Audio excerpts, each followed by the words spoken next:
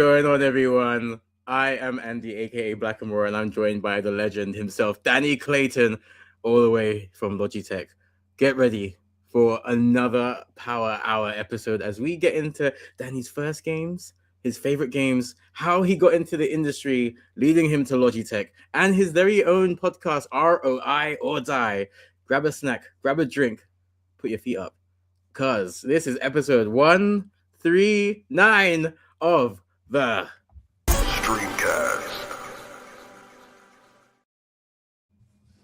Hey, what's going on? Hello and welcome to the Streamcast, bringing people together through gaming since 2018, making gaming fun again.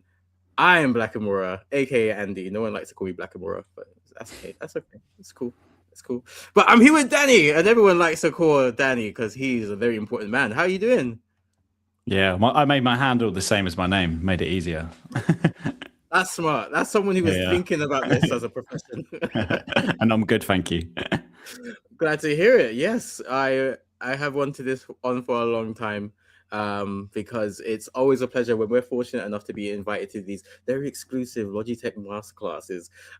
We always have a great conversation. You're a fountain of knowledge, and your panels are always very, very insightful. So I'm happy to have stolen you for my own podcast. So hopefully get some of that knowledge here tonight. Hopefully I can drop some knowledge bombs. Let's go. Yes. And shout out Reese, the phenomenal one. How are you doing, bro? First one in the door. So obviously I've tried to do as good an intro of you as I can, but for anyone who doesn't know who you are, would you like to give them a quick rundown of who you are and what you do? Yeah, you did a good intro. I appreciate it. I'm Danny. I look after all things marketing for Logitech G in the UK. So literally anything you see from Logitech G in the UK is usually come via me or my team. So be that a creator doing something, an ad, one of them annoying Facebook ads, probably me. But yeah, like that, everything that comes via them events. We were just talking about DreamHack. Like that was I said it was like I felt like I had a hangover. It was so busy. But yeah, that anything like that comes from G, the brand in the UK, comes via me or the guys in my team. So yeah, that's what I do. I've been doing that for 4 years now, I think. Actually, I think it's like 4 years, like next week or something. I've been doing it, gaming specific. I've been at Logitech like 8 years doing some other stuff. And before that, worked at some other cool brands as well. Mainly always done like influencer market, or I hate that word, but like everyone knows what it means. But like influencer or social media is kind of like my background, like specific, like that kind of thing, which is why I really enjoy talking about this stuff, because I just find it interesting as well. I'm the same as you. I could just ask questions and listen to people talk about this stuff all day. Oh, yeah, for sure. And I will definitely be doing that. I'm going to be taking the role of the annoying person asking questions. But one more thing. And you mentioned DreamHack, the phenomenal one, I believe, was also there. A very dope guy. So I'm glad to hear it was so fun, especially for their first go at it, right? Very cool to have some gaming focused events, especially outside of London, because obviously as a Londoner, I'm biased and I want everything to be in London. But I do appreciate that there are other cities and towns in the country, and they also deserve some love, and they also love gaming. So it's good to share the love. Shout out to DreamHack, and Format as well as another really good one that holds a nice convention outside of London. So big up to them. But yeah, this isn't about DreamHack, nor is it about Format. It's about Danny. And first of all, happy anniversary, 4 years. Hope you celebrate that with a big one. But let's take it all the way back before your 4 years in Logitech G and your 8 years at Logitech altogether, all the way back to young Danny. Everyone has a origin story. I like to compare gamers to superheroes or supervillains. In my case, do you remember your first ever video game and console? I remember my first, I had to really think about this because I couldn't remember what console it was on. But my mum, this is how old I am, my mum used to have a Commodore 64. Oh, that's so sick. Yeah, I know. I love that. I wish we still had it. And there was a Terminator game, Judgment Day, on that. And I remember vividly, you used to have to ride the motorbike, and you know the bit in Judgment Day where like the Terminator chases them down the don't know, it was like the LA River style thing, like with the truck and they're on the bike. You used to have to be the bike and stay away from the truck. My first game in memory is playing that when I was like, I must have been 5. Like I probably should not have been playing Terminator at all. I had no idea what it was or what. Or that. I don't know. I think I actually watched that film quite young. I love that. It's one of my favorite films. But my actual first, I've got that memory. But my actual first, I think after that, not long after that, we got a Mega Drive, and I was just absolutely Sonic mad. Like, yeah, Sonic the Hedgehog was like the first game that I like. And again, I think I got my mum to thank for that. She was obsessed with that. That and Bomberman. I was about to say waste. No such thing in gaming. I used to otherwise it'd all be a waste, right? I used to spend so much time on Sonic and Bomberman. Mega Bomberman, I seem to remember. But yeah, but my first memory is that Terminator game, which I had to Google to check that I wasn't like tripping a little bit. But yeah, it was on the Commodore 64 and it was Terminator Judgment Day. So that's the first game. But like, yeah, Mega Drive, Sonic, like that's the thing that got me hooked on gaming, I'd say. That is so cool. That makes so much sense as to why we get on, by the way, because I'm a big Sonic guy too. And, there you go. Yeah, I think Sonic Adventure was my first Sonic game. So ever since then, I don't know what it is about Sonic, but there is this isn't the first time I've heard Sonic got me into gaming, or Sonic was like the light bulb moment where I knew I'd be locked in for life with this pastime. So very cool. I think Terminator sounds really cool as a video game. I would have loved to have played that. But yeah, you can find a video. I found a video instantly of someone playing it on YouTube. So you can find a video of it and look at it. It's the most like 16-bit. I was about to say 8-bit, but like just like pixels moving kind of thing. But it was enough that like it still looked like Terminator, if that makes sense. But you know, when it was still like the graphics were a bit, Well, I don't know. I feel like those things are kind of like of the time. They always look really cool. You know what I mean? Yeah. I feel like it's definitely one of those ones where, because of how far gaming has advanced, now retroactively or retrospectively, we do feel like, oh, these games in the 90s and 80s don't look so clean. But I would still maintain, for the time, they look pretty sweet. I've been playing quite a lot of PS2 games lately, and some of them still look really, really good, even though it's a bit more dark, it's a bit more rustic, it's a bit more pixelated. But, I can tell still what's playable. going on. Yeah, still play it. That's the ultimate thing, right? You can stick it up and have fun. Then it must have been a good game. Like I think I played Bomberman about 5 years ago, and I was like, this is still actually super addictive. Like I think I wasted, like I said, so much time on that. I think we completed it like 5-6 times easy. But yeah, no, I think that game still had me hooked, even now. I'm with you, because that's me and GoldenEye on the Nintendo 64. Like anytime I play that game, I'm like, this is fun. This is honestly the most fun I've had with a gun in a game, and it's and it's so fun how, like, even though there are tons of mechanical barriers compared to like your more clean games nowadays, it's still a lot of fun for me. So I think the classic vibe and the fun factor of video games, especially back then, something that's really underappreciated and underrated. Yeah, it's like the playability of it. Like, is it just playable and fun? Like, as long as it's got that. Look at Pong. I think you could fire up Pong, and me and you probably sit there and have a game and have a laugh with it, because it's just so playable. It's like easily playable. I think that's a lot of the time. Like sometimes they're the best games, right? It's just like pick up and go. Yeah. It's funny you said GoldenEye. Yeah. I won't spoil it, but like that's going to come up in conversation definitely. Oh, interesting. Well, it's almost like we have a foreshadowing. Yeah, we got a flow to these episodes here. So from your first game or games, you talk about Terminator Judgment Day, which is a great film, by the way. Talk about Sonic on the Mega Drive. You talk about Mega Bomberman. What are your favorite 5 games? I kind of put them in order, so I'll go backwards. These are normally like grounded in, I think, everything from like albums to movies to like games. A lot of it is grounded to me like in the moment I was in, almost, as well as like it's not just the game, it's like who I was playing it with or what I was doing, or like, do you know what I mean? Like albums are my favorite albums because, I don't know, you met your other half when you were listening to that album? Or do you know what I mean? Your friends went on a cool trip and like that was the album of the trip. Like I feel like that with games sometimes. So like if I at number 5, Left 4 Dead. Ooh, okay. If you've ever played it, like a zombie game. Yeah. But you could play, this was like 12 years ago on Xbox, maybe older than that.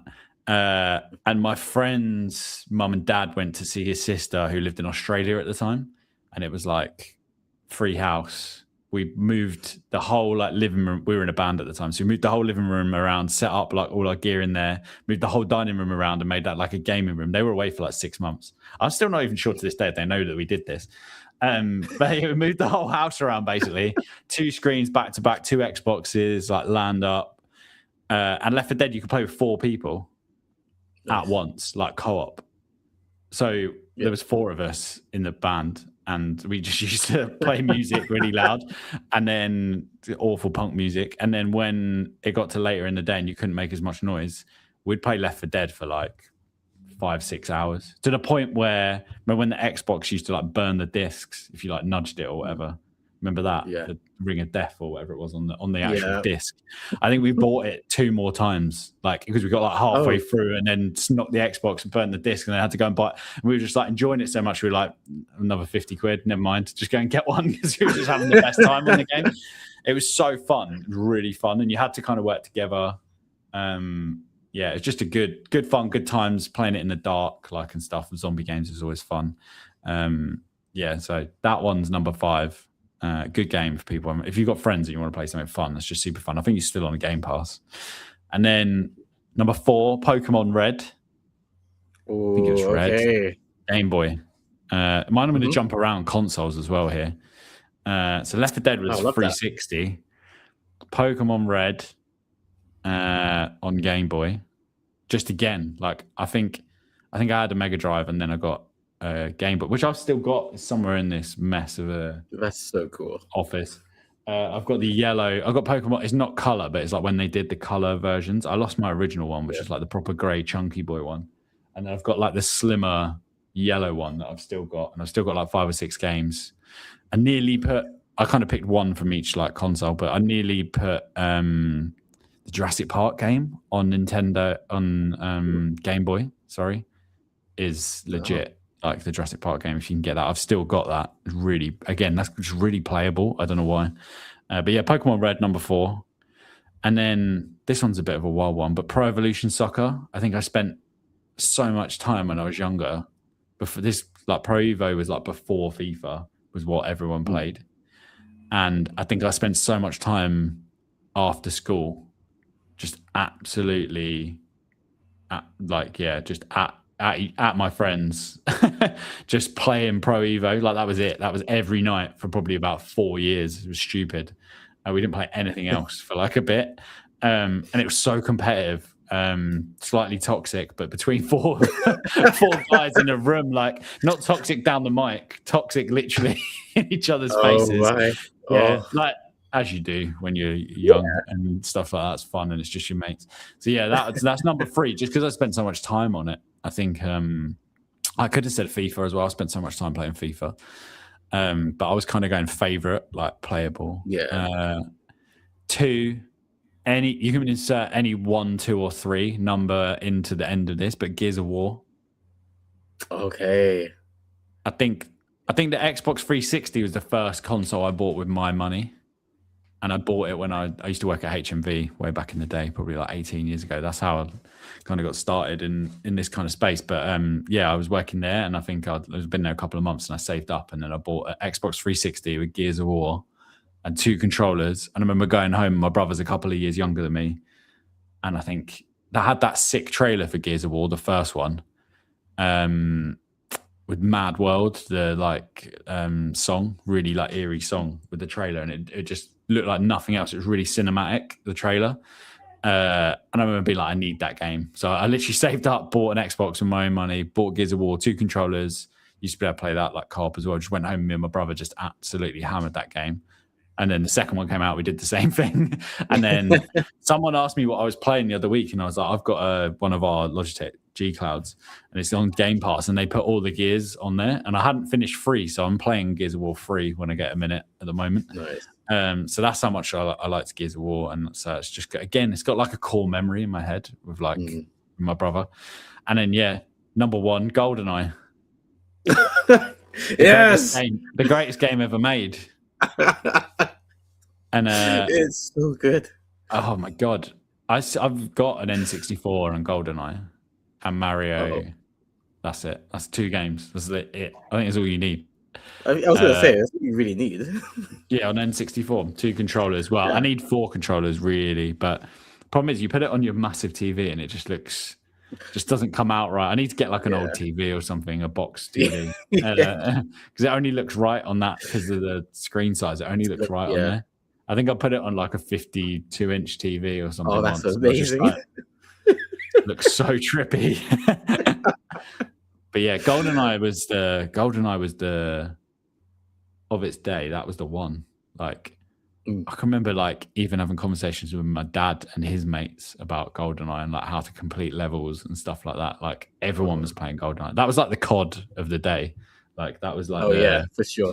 Everyone played that game. Do you know what I mean? Like that was just such a, and the multiplayer was just elite. Like I don't think there's been a better multiplayer like versus your friends game than GoldenEye for me anyway. Like that is the one. That's a very strong list, and I'm with you right there on GoldenEye.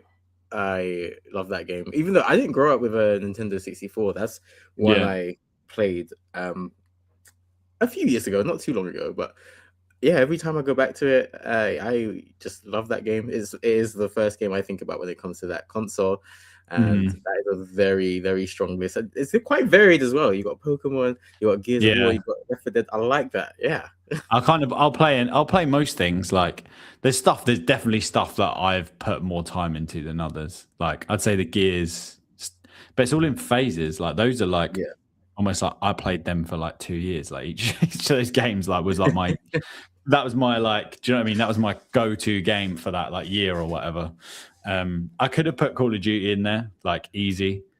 And I'd probably go like World at War or Modern Warfare 2, like that kind of era. 360 era. I think that was one of what I spent probably the most time playing for Xbox 360, I'd guess, if I had to.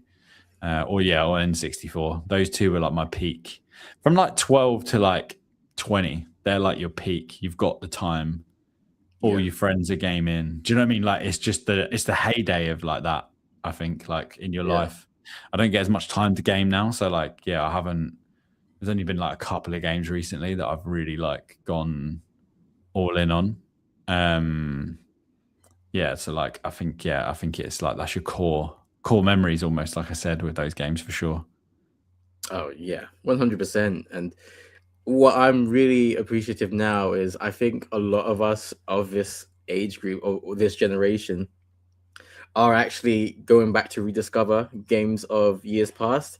And because of YouTube, it's being documented for everyone to see. So people are going back to enjoy those games that they used to enjoy in the formative years. And people are being able to either appreciate it or, youngins are now being able to see, oh, this is what gaming was like before microtransactions ruined everything. That's cool. So I'm very much a fan of that. I'm a proponent of that. I think it should happen more, and I hope that the price of old games and old consoles drop a little bit, because I don't think it's fair to be charging triple figures for a cartridge. Yeah, I know. That's why that's probably the other reason I only have 2 games for the N64 and 5 for the Game Boys, because I can't afford any more really. And like the ones I'd want are probably niche, like I don't know, like Jurassic Park. I would have thought, I don't know, that's like one of my favorites. I've got it still, but if that broke, I don't know what I'd be trying to find it again. Probably triple digit. Yeah. No, I'm with you. I do think I said about Game Pass, like there's a few N64 games on that as well. Like oh, nice. Well, I don't know. Was it N64 or am I misremembering? But Banjo and Kazooie. I've got my No, yeah, daughter. that's a My 64 game. Yeah, yeah, my daughter's playing that. She likes playing that with me, nice. and she's 4. And I just feel like that's like so much easier to play. So she asked to play that, and we play that. So I definitely think I'm with you. I'm like, I've dropped back in. I never finished that game, like Banjo and Kazooie. I think I got a bit lost on it. I'm already lost on it now, actually. Can't figure out where to get the extra puzzle pieces from. If anyone's got a walkthrough of Banjo and Kazooie, like hit me up on Insta.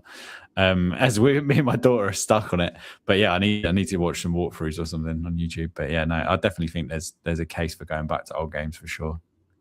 Oh, 100%. Yeah. I want to be clear, I'm not shitting on modern games either. Modern games are also great. I got last game, like it was a while back, but a Days Gone I got lost in for Really good game. Yeah. I got that game, and I think my wife went out. She was out that night or something, and I was like, sick. I'm just going to sit down in the dark. The classic, just like 7 o'clock till like midnight. Snacks. I was all set. You know when you just like can just session like on this game. Yeah. I don't think I've ever been so scared in my life. I didn't realize there was so many like jump scares. Like I was clearing the first. Have you played it? I've seen enough. Yeah. You clear like underpasses from like cars, and you're like moving through, and you just got a torch in the dark. But it's like field of vision, so you can't really see anything left or right unless you turn, and just stuff jumps out of you. And like, yeah, it just caught me off guard. I wasn't expecting it. I should have been expecting it. As soon as they put you in the dark, like, and close the field of vision in, I should have been like, this is obvious. I see where this is going. But yeah, I didn't. And like, yeah, I just remembered like she came in, and I was like, oh, like when she came in the door, and she was like, are you all right? I was like, I've been playing this for like 5 hours. I'm on edge, like really on edge. So I'm one of the people, I'm either all in or nothing on some games. So yeah, that was probably the last one, like recent games that I'm like proper like all in on.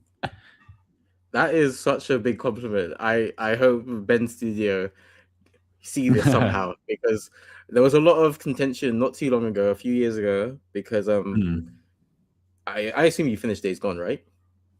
Yeah. So the way they finish it, it's kind of open enough for hey, sequel. And PlayStation were not green lighting a Days Gone 2, which upset the director especially, but the dev team who really worked hard on that game. So I'm really happy that people did really enjoy that game who played it. I think a lot of the hate and the negativity about that game comes from people who just didn't play it because it wasn't their cup of tea, which is fair. But I think the opinion of those who actually played the game should matter more. Green light, Days Gone 2. Yeah, no, I'd be in straight away, 100%. Like I said, I loved it. I thought it was a great game. Yeah, like there's a lot of Walking Dead and your typical horror zombie apocalypse settings, but I think they did enough to like make it different video game wise. Like 100%. Yeah, centering around the motorcycle. I love zombie stuff, so like it was hence why you had one zombie game in my answer. Left 4 Dead. Like I love zombie stuff, always have done. Massive Walking Dead fan. Yeah, so I was always going to get bought into that game, like Days Gone. But yeah, so I agree. I think I'm second one. I'm all over, definitely. Nice. Let's do it. I'll quickly say hello, a very late hello to Jancy Jenny Pagua. I'm so sorry. Please come back and tell me how to pronounce your name. Haley Robinson. I hope you are good. Hope you are having a blessed day. Thank you very much. And of course, the phenomenal one's back saying Bomberman is such a goated game. He knows ball. And so do you, Danny. So we talk about your first game, your favorite game. How does that moment happen when you go from, I really want to get into the industry. I want to get more into video games. When does that moment happen? It kind of, that was, it's like not the best answer. Like it was almost an accident, a pleasant accident. But it wasn't actually let's get into game. It was let's get into music back in the day. So I used to be in like a couple of bands and stuff like that. And I was like, oh, I want to be in a band. Like that's what I want to do. And then gamed a lot as well. But that was like gaming didn't really feel like a job, whereas it felt like, I don't know, listening back to the music, probably I didn't have a chance in the band, but like it felt like there was more of a chance of doing the band than getting into gaming, right? Like what am I gonna do in gaming? I didn't really understand like the industry. You're talking like I'm 37, so you're talking like 20 years ago, pretty much. Like I didn't know you could, I don't know, work in marketing and gaming or whatever. Like it just didn't feel like a thing. So yeah, I was like in music, wanted to be in music. I started working in HMV, like record store, like local one. Absolutely loved it. And that was just gaming, music, and films, which is literally my, like, you put me in any one of them three and I'm like happy. Like it's my happy place. Like I listen to so much music, watch so many films, series, and yeah, play lots of games. So like I was like, that's my happy place.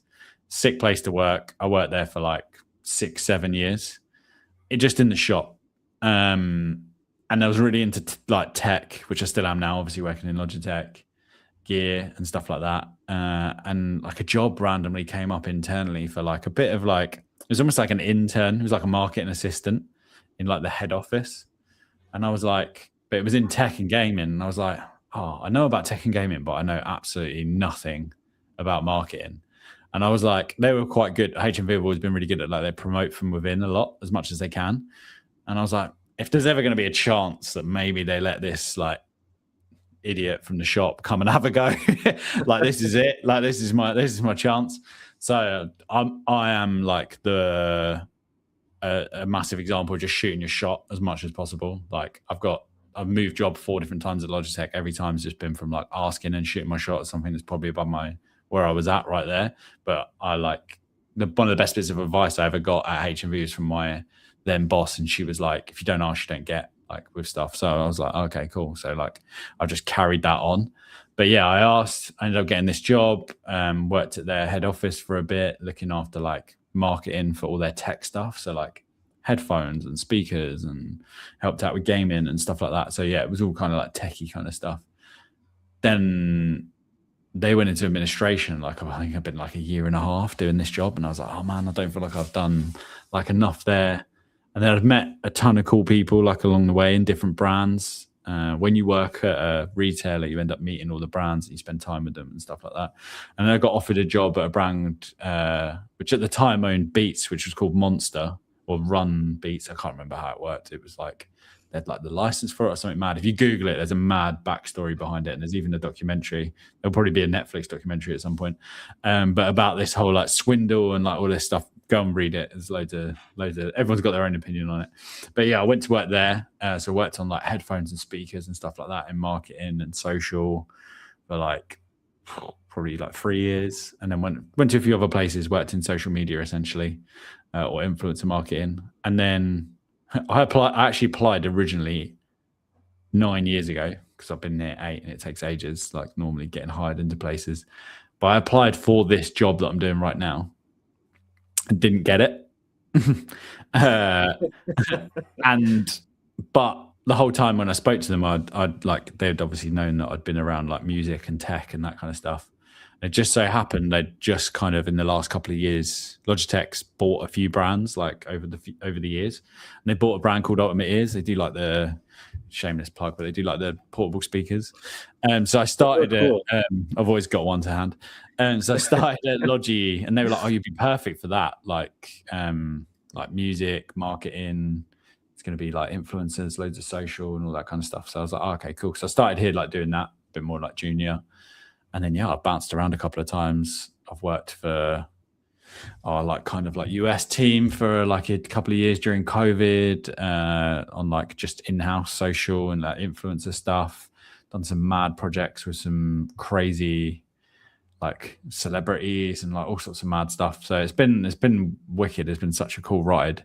And then, yeah, for the last like pretty much 4 years, I've managed to get myself finally the job that I applied for 4 years later, which is like get into gaming and head up gaming for the UK, which has been amazing. And you get to do cool stuff. Don't get me wrong, like half of it's like stuff that's like, got spreadsheets and all of this stuff, but like work, actual work.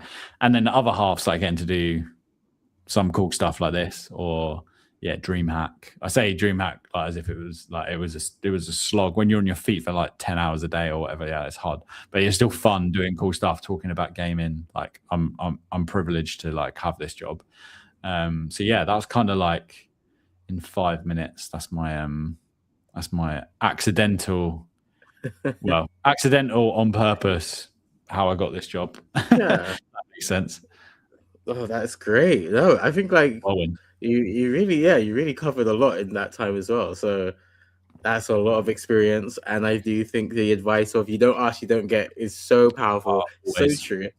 It's something that I take with me, which is why sometimes I ruffle some feathers. But I'm just very honest and direct with things. Like, I like this. I think you're cool. Let's do this. Maybe tact and delivery could use some work, but I do think I think as long as you're you don't right. expect, as long as you don't expect, if you ask and someone's like, "Nah, not right now," you're like, "Okay, cool." Like I think as long as you don't take offense to it, like, and you're cool with, like, people always say that, like, you've got to be cool, like knocking on 50 doors and getting 50 no's, and then you get one yes, right? Do you know what I mean? Like it's a like old school like sales thing that, but like, yeah, you're gonna get turned down and turned down and turned down. Like, what is that? Again, there's like a sales thing that's like every no I get, it's like one closer to a yes, right? Like the more times you ask, like there's reps again. Like the more reps, there's always a chance someone's going to say yes. Someone's going to think and also timing's like everything. Like sometimes you ask and it's the wrong time. Like it's not necessarily that someone doesn't want to do something with you. Like people ask me to do stuff like all the time. It's like right now we're not concentrating on that, or do you know what I mean? Or I don't know. Yeah, maybe we're not. I don't know. Not doing this product right now, or we're doing a bit more focus on this, or maybe we're not working with Call of Duty streamers right now, or whatever it might be. Do you know what I mean? There's a million different ways to like look at it, but a lot of it is timing. Like it's like you can't get your timing perfect. So you just got to kind of constantly be kind of around and available sometimes on things like that. So yeah, I think ask as much as possible. Don't be annoying, but ask as much as possible. I'm working on the don't be annoying part. Yeah, no, you're chilled. You weren't annoying. I appreciate you. Thank you.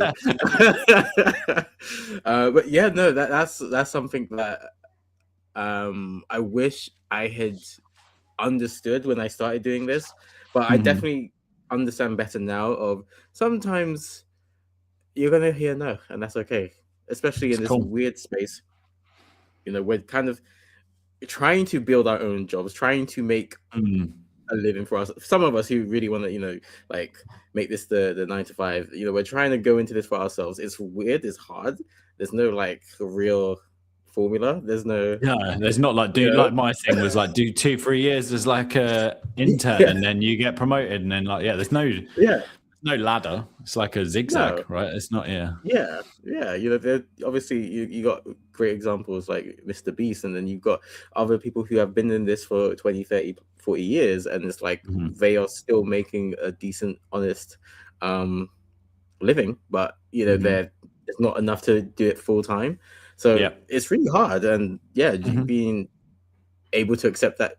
Sometimes I will request stuff and it's a no, and just not being like, oh well, fuck that brand and fuck that person. It's never that. It's some people are. Take offense. It's never about you. It's never about you.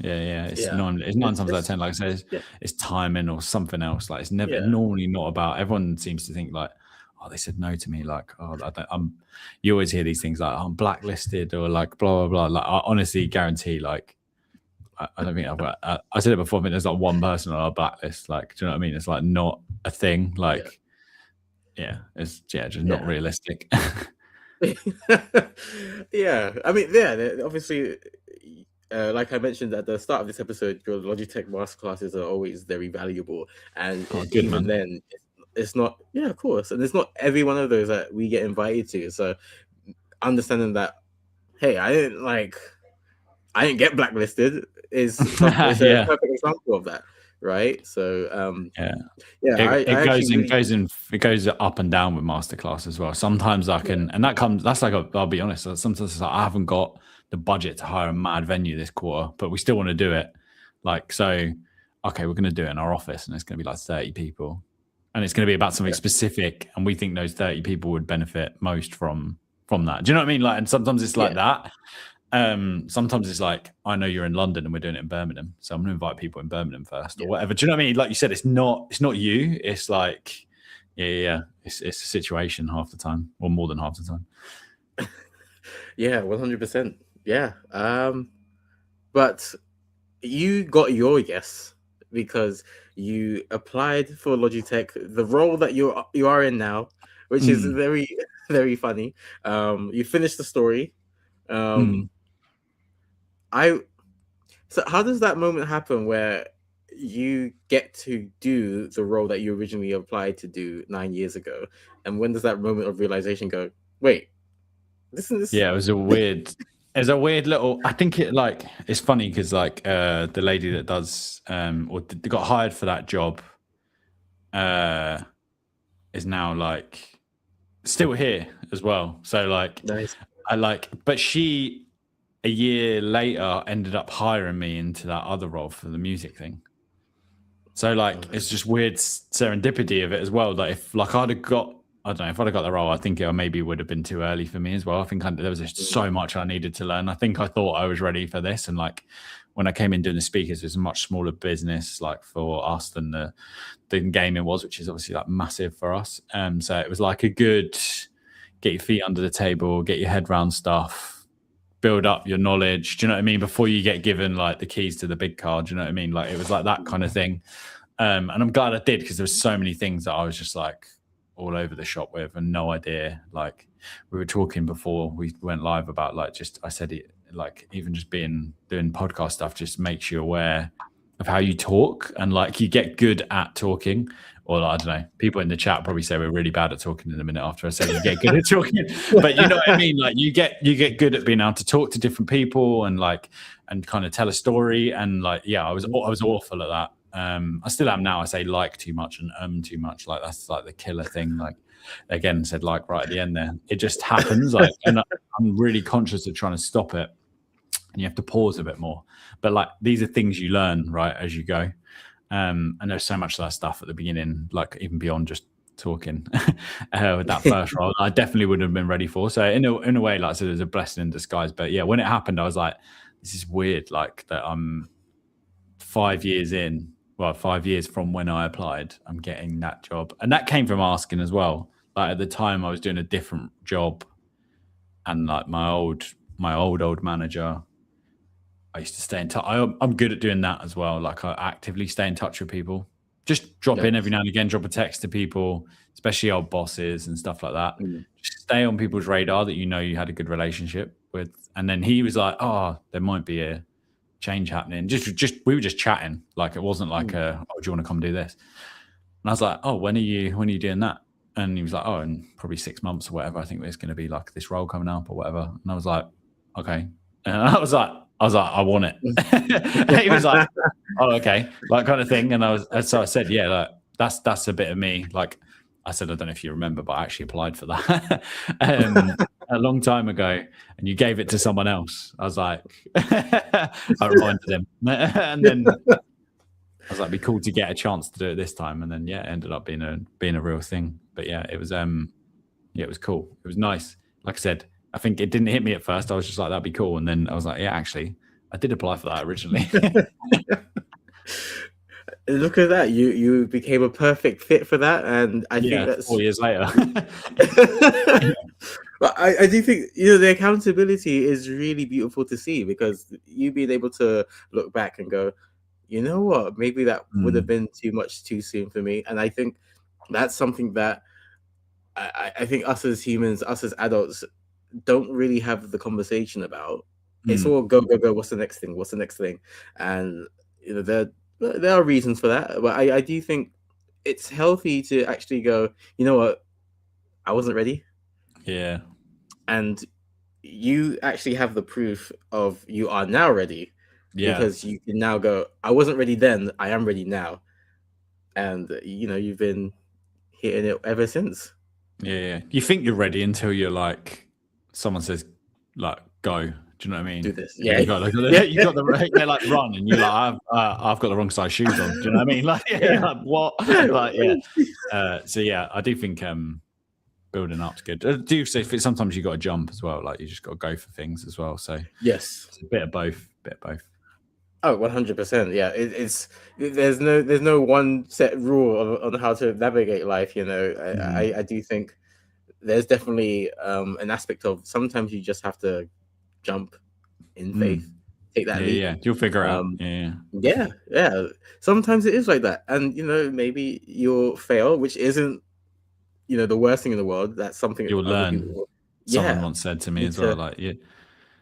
you don't 9 times out of 10 you don't remember the things that like went really well. You remember the things that went wrong, and that means you generally don't do them again unless you don't learn. And then like but like you generally like something goes wrong now, or I ask a question to like someone in my team will say something and I'll be like, yeah, should we last time we did that this happened, like how do we make sure that doesn't go wrong? Do you know what I mean? Last time we forgot this, or I don't know, this person didn't turn up, or we had a nightmare with the panels or whatever. I'm just talking about masterclass there, like just one thing. But yeah, like someone didn't turn up, the mics didn't work, whatever. There's no, I don't know, whatever, all of this stuff. But yeah, you learn every time, and then you add it to the list of like, oh, check that, that one thing that went wrong last time, check that 3 things that went wrong the last 3 times. So yeah, you just build up a bit of knowledge, and then you get a bit of a sixth sense for that sort of stuff as well. I feel I can see where something's going to go wrong before it goes wrong over time, but that takes ages. Like, so you got to mess up a bunch of times before you do that. Yeah, again, that's the reps that we were talking about. Like, exactly. Bad reps. So I think most of the time, no one starts out being good at something that's really difficult. Exactly. So I think people need to, you know, forgive themselves and give themselves grace as well, especially in the early stages. If you're 3 years into something and you're still bad at it, maybe it's time for a conversation. But I think if you're just starting out, you know, you are going to make those mistakes. You are going to forget a mic. You are going to forget to pay an invoice. You know, these things happen every now and then. But like you said, learning, especially from the mistakes, is one of the strongest things that adults can do. People can do, you know, kids as well. Like, so it's definitely something that I think shouldn't go under the radar. And you mentioned being a better speaker as well. I would definitely say for me, starting this podcast 7-8 years ago has definitely made me a better speaker. But I still catch myself when I go or and I hate it when I do that. I had a really bad habit of trying to edit out all the ums in my early episodes. So they used to take me like 5 weeks to edit. This is me with my podcast. And now I did the first one, and then I was just like, there's gonna be no words in this, because every other word was like an like, do you know what I mean? It's not gonna be any illegible sentences in this, because everything was there. Like if you but yeah, the only thing you can do, the is like I have to pause more. Yeah. And you don't have to say like. That's the other thing I realized. I can just start the next sentence. Yeah. Because then you could go like blah blah blah. But you just end up putting like in as an Like it's the same thing. It's like a like is at the beginning pause, and an is like at the end of a sentence. I don't know. They're both kind of a pause, but they both just don't sound as swish as you could. Do you know what I mean? Yeah. I definitely know what you mean there. I think it's a very bad habit picked up by American TV. Yeah, it is. And yeah, no, I mean, the only way. No more Big Bang Theory. Yeah, no more Friends. Exactly. No more Jersey Shore. No. Jersey Shore, legendary. And yeah, again, it's one of those things where the only way you get really good at it is by practicing and working on it. And definitely, with me editing those previous episodes, I appreciated, I probably just talk like that in regular conversations. We're just not having a mic. We're not recording. All right, let's work on that. 100%. But this, I would say this has been a good conversation. Podcast has definitely helped you. It's definitely helped me. So let's get into that podcast. ROI or die. I think for me, a name is so powerful, and I love the name ROI or die. Tell me about the inspiration behind the name and where the idea came from. It came from doing the masterclass things, which if people don't know what they are, but it's like it was somewhere between like it was like a live podcast interview kind of style thing that we started doing at Logitech, and we only were inviting creators. So the whole idea was, I think we had a conversation with a couple of creators, and they were like, it's such a like lonely space sometimes. You're just editing your own video, listening to yourself say like and 50 times. Do you know what I mean? Just editing your own things in your own world. And we were talking, I think, with that creator about how we talk internally, and I'll talk to the French team and the German team, and then you all share things that you've been up to, and people are like, oh, that's sick, we should do that, or how did you do that, or blah blah blah, and these cool loads of ideas come up. And essentially for creators, there wasn't that. And we said that would be really cool to like get some good creators together and have other creators be able to ask them questions. Like that was how it originally came about. And then we said, should we make it like a kind of talk show sort of style, have a host? And then it was going to be a podcast at first. I think we recorded like the first one. I think we've done 8 now in the last 3 years. And that was a weird one because basically I think it was the first one, someone was like, oh, the host's like not turned up or something.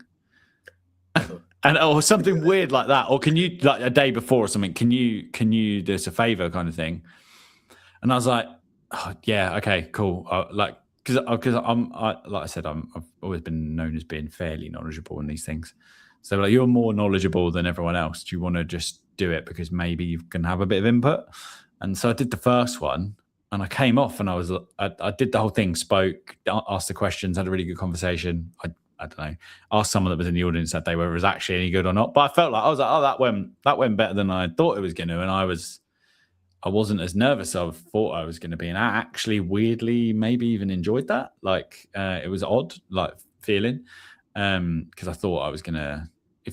I don't know, at work sometimes it's like stand up and do a presentation in front of like 20 people. It's horrible. Like no one enjoys it. And I thought it was going to be like that, but it was actually just a chat. And by the time you start talking like this, I kind of forget we're live, or forget that there was other people in the room, just talking to that person. And yeah, I was like, this is really cool. And then I've done like 8 of those now. And every time I've done a panel at the beginning, and then it's gone from me doing that to like doing an intro at the beginning and then introducing the panels, and kind of before you know it, you're kind of like semi-hosting the thing. And it was like a pleasant accident, but I really enjoyed it, and I really enjoyed the conversations with the creators.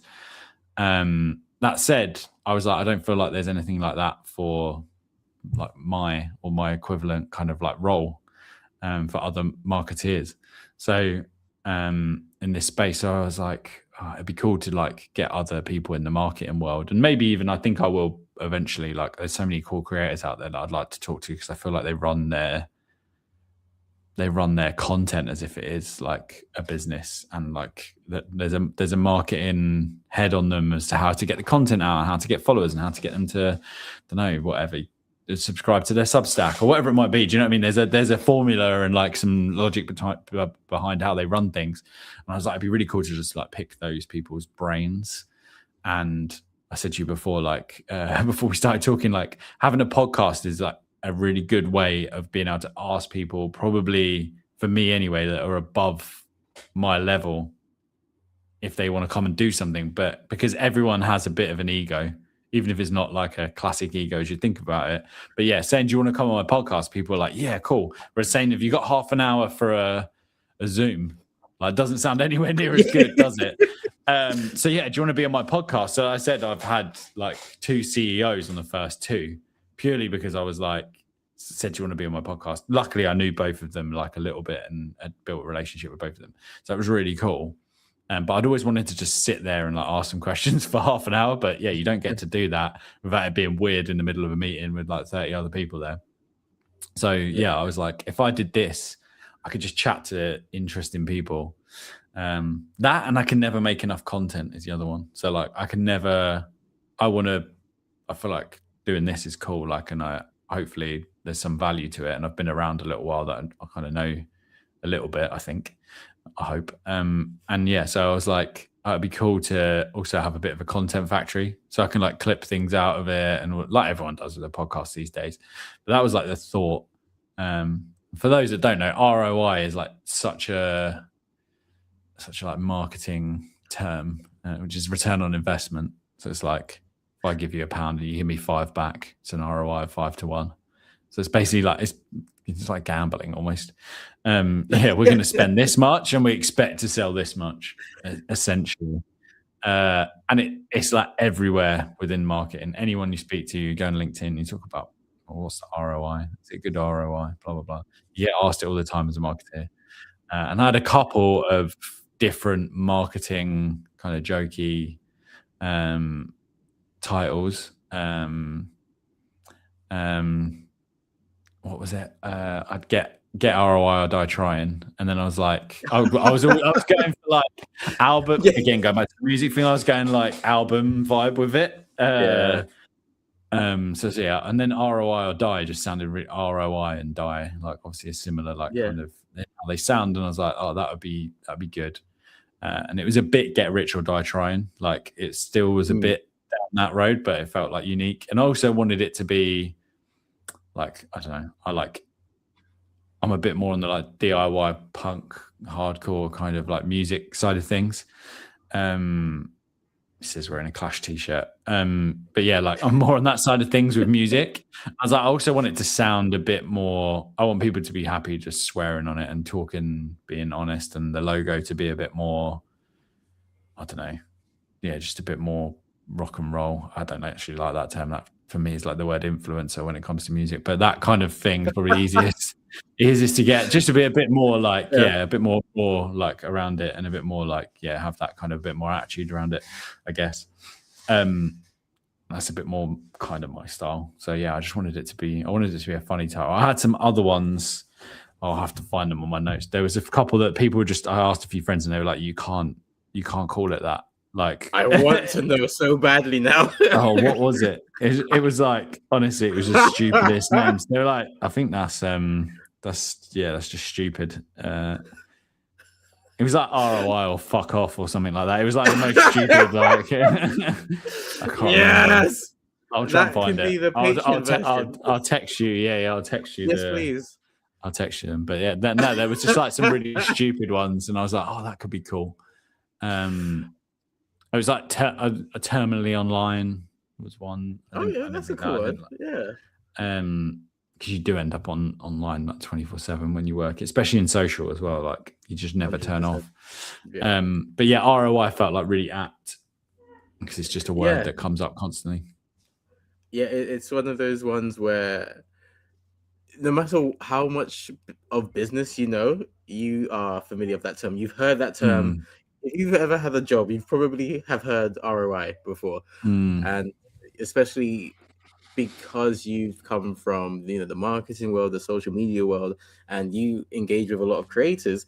Creators are very self-taught entrepreneurs, business people in their own right. They have learned the term ROI, so from that world, they know what you mean as well. So it's a really good name. It's horrible as well because you can't always measure the ROI on something at all. Like, what's the ROI on like starting a podcast? Like, you could argue when I get 10 views on the video that it was a waste of an hour. Do you know what I mean? Like, you could argue if you were looking at the ROIs, I spent an hour of time where I could have done an hour of, I don't know, I could have gone on Fiverr and got like a paid gig and got paid more than that or whatever for that hour. If you just look at it as like, but you can't look at it like that. Actually, I had a chat with a CEO for an hour, like that, but you can't put a number on that. But like everyone wants to, and it doesn't always mean like, that it's not the right thing to do almost. It's like, what's the ROI on opening a door for someone? No one. There's no actual ROI, but you never know. You might open the door for someone that happens to be, I don't know, whatever. Someone that is interviewing you for the job in that building. You always hear those horror stories like where someone shuts a lift on someone and it's like the person interviewing or whatever. Like you always see these mad ones on Twitter and stuff. But like I don't think there's always an ROI on stuff. Sometimes it's like a long game versus like a short game. 100%. It's very interesting, especially because you are such a gaming buff, a music buff, a tech buff, a film buff. Those are the arts. You know, those are not things that are meant to be measured with like rulers and spreadsheets and all of this stuff, but they are. You know, I mean, statistics. I'm a stats man, but statistics have somewhat ruined the arts. But you're very correct. Marketing should be half and half for me. Like marketing, I can't remember. I heard it somewhere, so it's not. This is not my quote, but it was a really good one. But like to me, it's 50% data and 50% art. Like that's marketing. Like it can't. It's not one or the other. Because if you remove if you just go with the data, sometimes the data can throw you off. It's not always as true as you think it is. And if you just go with the creative, then you've got nothing to like actually like tangible to say whether it is working or not. So you need both. But there is like there's almost like a vibe that you need as well, like, or a taste, I guess, is also like a big thing, which again, you can't put an ROI on, like knowing if something's like the right vibe within gaming or whatever it might be. Do you know what I mean? Like being close to things, being 100%. In the culture a little bit is like probably underrated as well. So like, I think it's that's why I thought it was a cool name. I just think it comes up a lot, and I could probably live without it coming up all the time. It's a bit tongue in cheek. No, it's a great name. I am a big fan. So you've had 2 CEOs on. Is that going to be the caliber of guests that we can expect? No, that was my 2 big hitters straight away. That's it now. Be my mum on the next one. I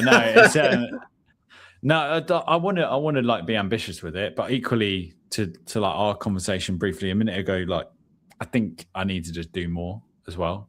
So I think this show, I want it to evolve already. I've like done 2 and I'm like, this needs to be different and that needs to be different. I want it to be the biggest thing I got from like doing the masterclass sessions was we always set out with the goal that we wanted everyone that came to go away with 3 things. They could go back to their stream, I don't know, TikTok content, whatever it is that they did in gaming, and like do that would help them either earn more money, make more connections, or make better content.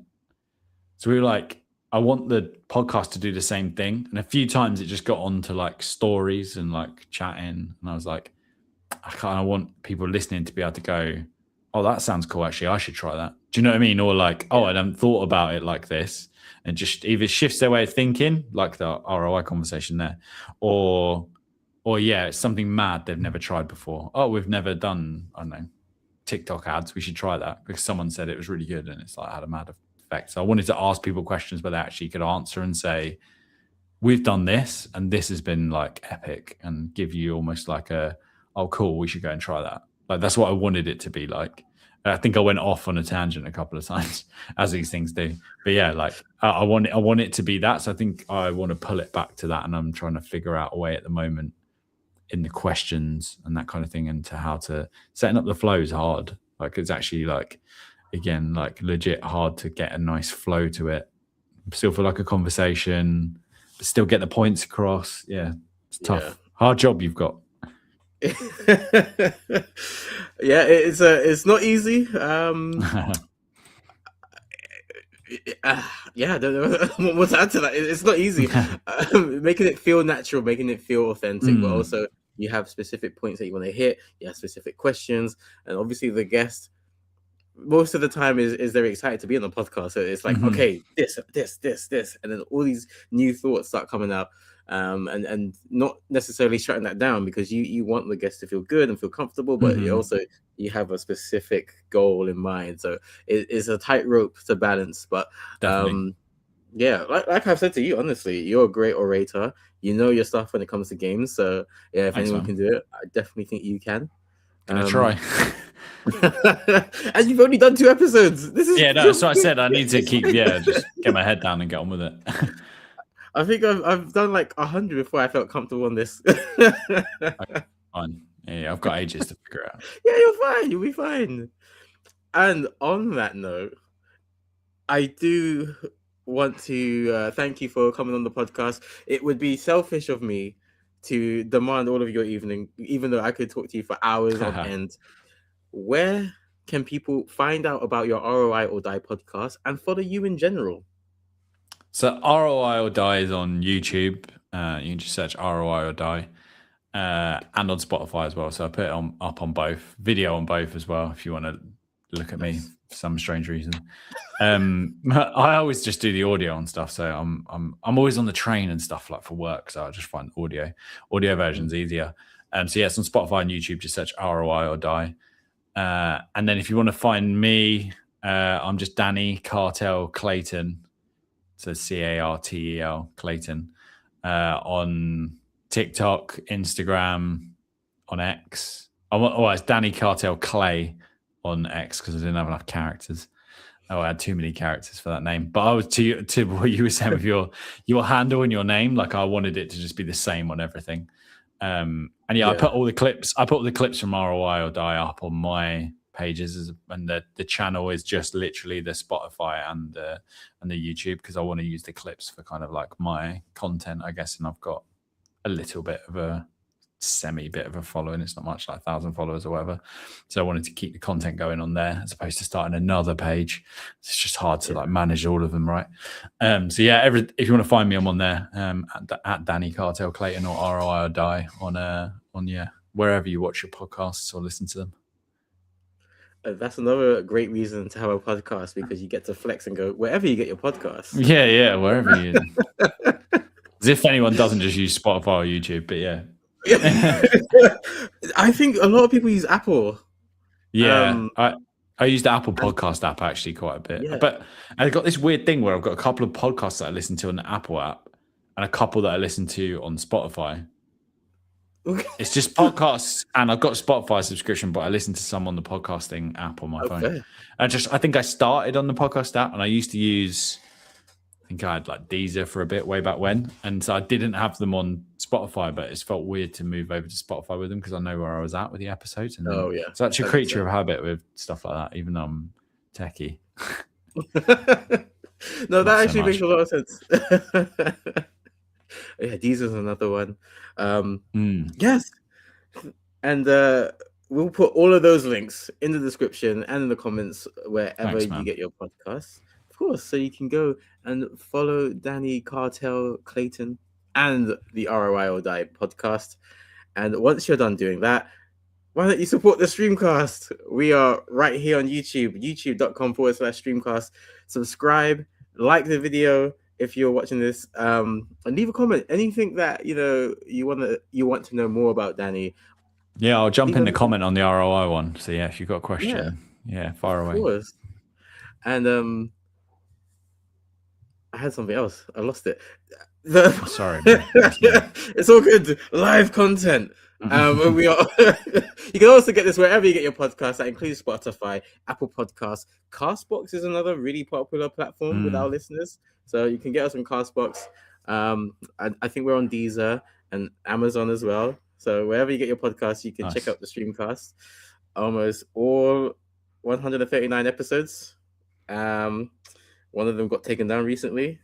I'm working on getting that recovered. What's this space? But we have a ton of amazing content coming your way, including the very slogan of Streamcast, bringing people together through gaming. It's our 11th monthly games night on the 7th of May, the first Thursday of each month. We're going back home to Zombie Games Cafe, which is Northwest London. The first Thursday of May from 7 p.m. Make sure you be there because whether it's video games, board games, card games, party games in general, it's always a good time. Let your hair down, remove the stress from work or from the home. Let us be your third place. And yeah, you never know, you might leave with some new friends. And the last thing I need to promote, the very next episode of the Streamcast is next Monday, the 20th of April. You won't have long to wait because God of War turns 8 years old. And because of that, I'm going to host a very, very, very tough quiz. If you want to know how tough, check out the last one, the Pokemon quiz to celebrate 30 years. Some of those people still won't talk to me. So it will be well worth the wait. The quiz will be just as hard as the games. And this Thursday, I'm also going to be streaming Dragon Ball Z Budokai 2 on this very channel and my personal channel as well. So again, I'll put a link in the description and the comments, so don't miss that. This Thursday, Throwback Thursday, going back in time to play old games and consoles to find out whether they were actually good or if I'm blinded by nostalgia. Wait, I did the wrong thing. Hold on. There we go. I'm a professional. Thank you once again, Danny, so much for coming on the Streamcast. I really appreciate it. Yeah, of course. And I think we did get one more. Hi, Dana. Hope you have an amazing rest of your week. Same to you, Danny. I hope you have an amazing week. That is it. We'll take care of yourselves and your loved ones. Stay safe. Keep on gaming. We'll see you on the next Streamcast.